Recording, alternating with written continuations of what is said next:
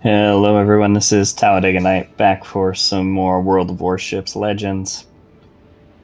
Now, this is a pretty exciting match, and again we're back in a ranked battle. I've really been enjoying these. My Nurnberg's probably my go-to ship for ranked battles because it seems to be a lot better of a setup for cruisers. You get lots of cruisers, a few destroyers, and usually only a couple battleships per side. So I like the way they set up the capture points a little differently than they do in the normal rounds. So in this one, especially if I'm in a faster ship, I like going over to this side to make sure that it gets captured.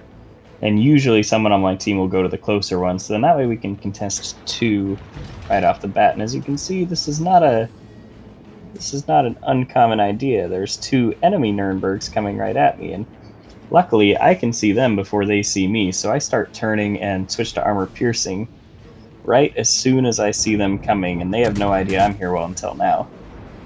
Because being in a Nurnberg myself, I know how easy these things are to Citadel. Well, this guy's not looking at me, so it's like, okay, well, let's just pump him in.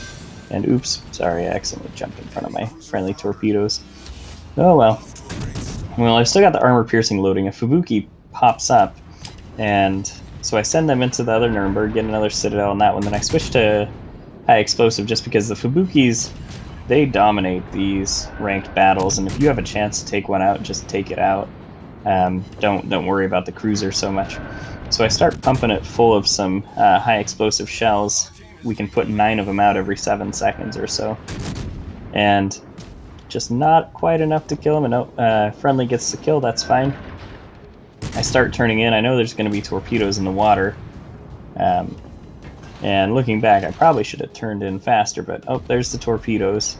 I don't want to run into my friendly ship because I don't want to kill either of our momentum trying to dodge these things. And right here I make a big mistake where I should have been turning hard. I didn't know whether I should be going as fast as I can or turning as hard as I can. And I kept doing both, sitting in the middle, and I ended up eating a torpedo for my indecision. At any rate, both the Nurnbergs are dead. There's still one Fubuki over here somewhere. I've got my Hydro running and had that going as soon as I saw the Fubukis. And now I'm just hoping that he ran back to the smoke screen, or he's trying to run back to the smoke screen, and that I can get a couple more shots at him before he disappears. We capture the area, which was our main objective over here, and then he makes the mistake of getting seen again.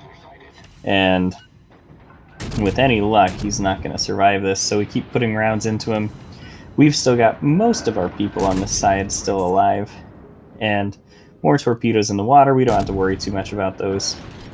Yeah, these guys are just tricky to hit. They can weave and dodge, and then they go undetected, and you never find them again.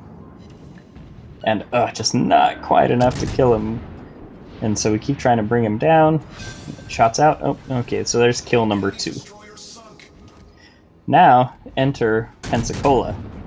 As soon as I see him, I send out and I change to armor piercing, and I start angling, because the Pensacola, if you ever wondered how not to play it, this is how not to play. Never sail broadside to anything, even if it's only other cruisers, because you're just going to get citadeled like crazy. So I try and turn so that I can angle his armor, because the Pensacola's guns are actually pretty decent. If they get a beat on you in a cruiser, they're going to citadel you if you're sideways to them. And that's all there is to it. So we keep sending out, and friendly gets the kill. That's fine.